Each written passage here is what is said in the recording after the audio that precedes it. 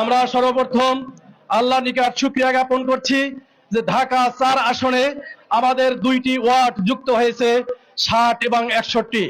এটা আমাদেরও প্রত্যাশা ছিল যে ঢাকা ৪ আসন তুলনামূলকভাবে আশেপাশের আসন থেকে ছোট এবং এখানের যে ভৌগোলিক এরিয়া তাতে আমাদের প্রত্যাশা ছিল যে ঢাকা ৪-এর অংশ হিসাবে ৬০ এবং ৬১ নম্বর ওয়ার্ড অন্তর্ভুক্ত হবে।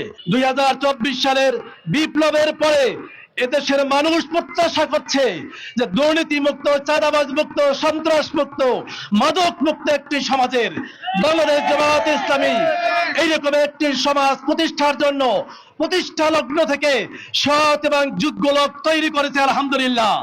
এইরকমের লক্ষ লক্ষ মানুষ বাংলাদেশ জামায়াতে ইসলামী দীর্ঘদিন পর্যন্ত তৈরি করেছে, যাদের হাতে রাষ্ট্রীয় ক্ষমতায় দিক গেলে অল্প দিনের ব্যবধানে ৫ বছরের ব্যবধানে বাংলাদেশ একটি উন্নত দেশে পরিণত হবে ইনশাআল্লাহ।